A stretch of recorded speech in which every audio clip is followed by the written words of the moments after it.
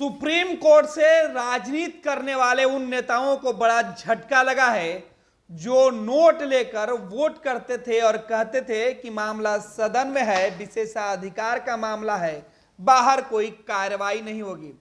लेकिन अब supreme court की 7 जजों की पीठ ने यह साफ कर दिया है कि भ्रष्टाचार भ्रष्टाचार होता है, चाहे वो सदन में हो या सदन से बाहर, चाहे वो आम आदमी करे या कोई जनप्रतिनिधि, सांसद या विधायक। अगर आपके ऊपर आरोप लगता है और वो प्रमाणित हो जाता है कि आपने संसद के अंदर, विधानसभा के अंदर सवाल पूछे हैं, उसके बदले में पैसा लिया है, आपने जो वोट किया है उसके बदले में रुपए लिया है और इस बात की पुष्टि हो जाती है, तो फिर आपके खिलाफ कानूनी मुकदमे चलेंगे और आप इस मुकदमे से नहीं छूट सकते हैं। दरअसल 1998 में एक मामला आया था जिसमें यह छूट दी गई थी कि अगर संसद के अंदर कोई बातें होती है तो उसका सीधा सरोकार आपराधिक मामलों से नहीं होगा, और इसी छूट के बाद एक सरकार बच गई थी।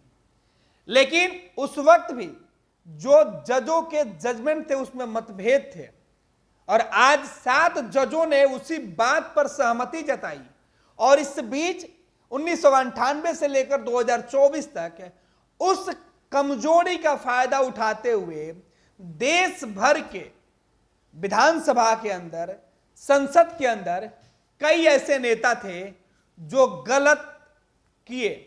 कुछ लोगों के खिलाफ सबूत मिला तो कुछ लोगों पर आरोप लगा।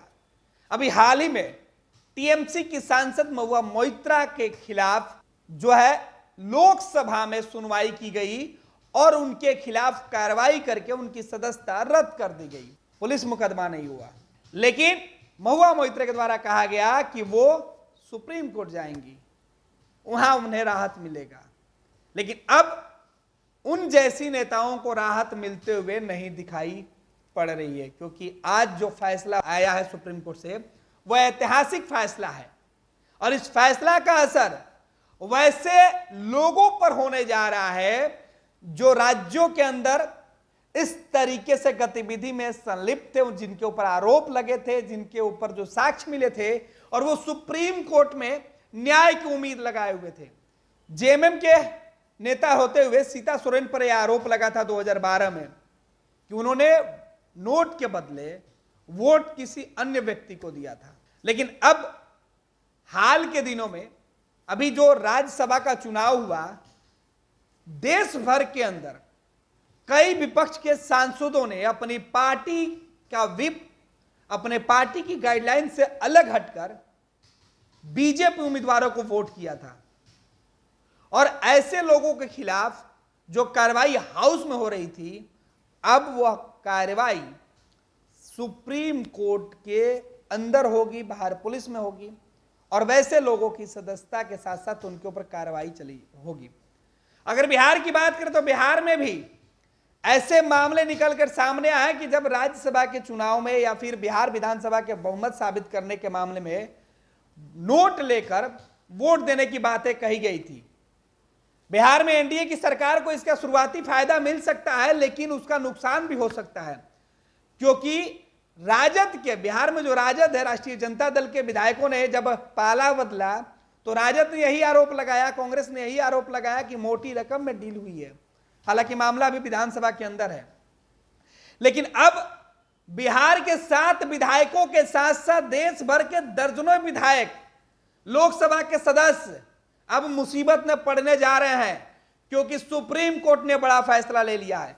पहले हम आपको बताते हैं कि 1998 में आखिर छूट क्यों मिली हुई थी। 1998 का जो मामला था जिसमें यह कहा गया था कि अगर नोट के बदले अगर आप वोट देते हैं तो उसमें छूट एमपी और एमएलए को कैसे मिली हुई थी। यह पूरा का पूरा जो मामला है वो निकलकर सामने आया था।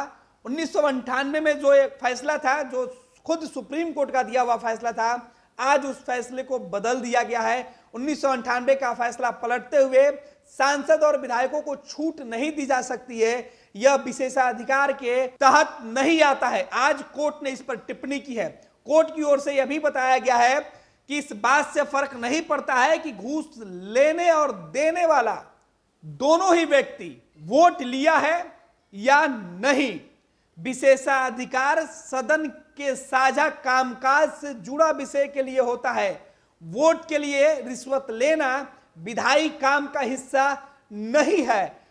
ये बातें कही जाती थी कि वोट ले जो देने और लेने की प्रक्रिया में जो नोट शामिल होता है वो जो है सांसदों के, विधायकों के विशेषाधिकार का मामला है, वो संसद की जो कार्यप्रणाली है उसमें है। लेकिन आज कोर्ट ने कहा है कि रुपए लेने और रुपए देने का जो मामला होता है वो सांसद या विधानसभा के जो लोग सदस्य होते हैं उनके कामकाज से जुड़ा हुआ नहीं होता है, बल्कि वो भ्रष्टाचार की संज्ञा में आता है और ऐसे मामले में किसी को राहत नहीं दी जा सकती है। आगे कोर्ट ने अपने टिप्पणी में कहा है कि ये रिश्वत लेने जैसा मामला होता है और ऐसे में उसी प्रकार से जो मुकदमे दर्ज होंगे जो एक रिश्वतखोर के खिलाफ किया जाता है। कोर्ट की ओर से इस दौरान कहा गया कि इस बात से फर्क नहीं पड़ता है कि घूस लेने वाले ने घूस देने वालों के मुताबिक वोट नहीं दिया या नहीं लिया। विशेषाधिकार सदन में साझा कामकाज से जुड़े विषय के लिए है। वोट के लिए रिश्वत लेना विधायी काम का हिस्सा नहीं है। सुनवाई के दौरान सुप्रीम कोर्ट ने 1998 का नरसिंह राव का फैसला पलट दिया है। नरसिंह राव के वक्त जो फैसला दिया गया था उस फैसले को पलट दिया गया है। मामले में चीफ जस्टिस की अध्यक्षता वाली 7 जजों की बेंच ने साझा फैसला सुनाया है, जिसका सीधा असर सबसे पहले झारखंड मुक्ति मोर्चा की सीता सोरेन पर पड़ने जा रहा है, जिन्होंने विधायक रहते हुए रिश्वत लेकर 2012 के राज्यसभा चुनाव में वोट डालने के मामले में राहत मांगी थी।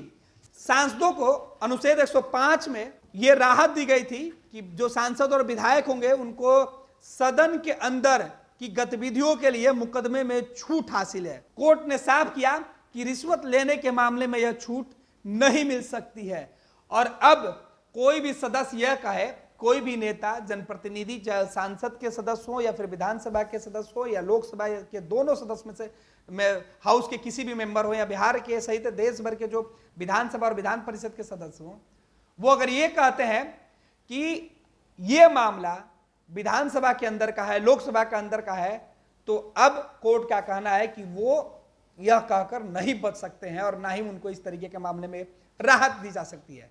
ऐसे मामले में उनके ऊपर रिश्वतखोरी का जो मामला है वो चलेगा और सभी राज्यों में सुप्रीम कोर्ट के दिशा निर्देश पर एमपी एमएलए के लिए अलग से जो कोर्ट बनाया गया है, जिसमें फौरन सुनवाई करके 1 साल के अंदर सजा देने का प्रावधान है, वैसे मामलों में उस कोर्ट में अब इस मामले की इस शिकायत की भी जांच होगी, उस पर कार्रवाई होगा और दोषी पाए जाने पर आपके खिलाफ जो है वो आपको सजा दी जाएगी।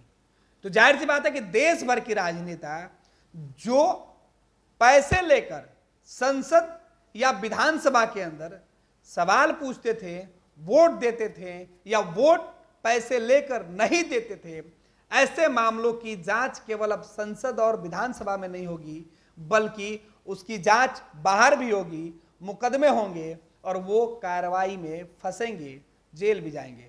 और इसका असर झारखंड के साथ साथ हाल ही में संपन्न हुए राज्यसभा के चुनाव में देश भर के अंदर कई राजनीतिक दल के सदस्यों ने विधानसभा में अपने दल से अलग रास्ता अपने अख्तियार करते हुए वोटिंग की है और सबसे ज्यादा असर बिहार के जो 7 विधायक हैं राजद के और कांग्रेस के, उनके ऊपर होते हुए दिखाई पड़ रहा है। लेकिन शुरुआती असर राजद को नुकसान पहुंचाएगा, एनडीए को फायदा जहां पहुंचाएगा, क्योंकि आरोप यह लगा था कि महागठबंधन के नेता एनडीए के गठबंधन और विधायक के नेताओं को खरीद रहे थे।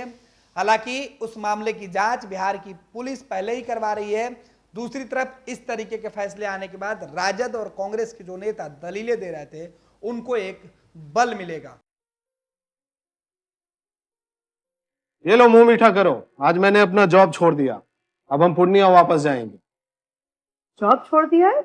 मतलब ये घर कैसे चलेगा? हम करेंगे क्या और माँ बाबूजी क्या बोलेंगे? इसलिए मैं एक और मिठाई का डब्बा लाया, अपने बिजनेस के लिए लोन अप्रूव हो गया। अरे लोन अप्रूव हो गया वो तो ठीक है, लेकिन पूर्णिया में हम रहेंगे कहाँ? अपना घर भी तो नहीं है वहाँ। इसलिए तो एक और मिठाई का डब्बा अलग से लाया हूँ। हमने पूर्णिया में घर ले लिया है, पूर्णिया के ई होम्स पैनोरमा में। पूर्णिया में पैनोरमा ग्रुप लेकर आए हैं ई होम्स पैनोरमा। बड़ा घर, आलीशान जिंदगी और अत्याधुनिक सुविधाओं के संग। अरे अरे, अब क्यों मुंह मीठा करवा रही हो? क्योंकि हम घर वापसी जो कर रहे हैं। घर वापसी की खुशी पूर्णिया में ई होम्स पैनोरमा के संग। ई Homes Panorama, luxurious lifestyle redefined.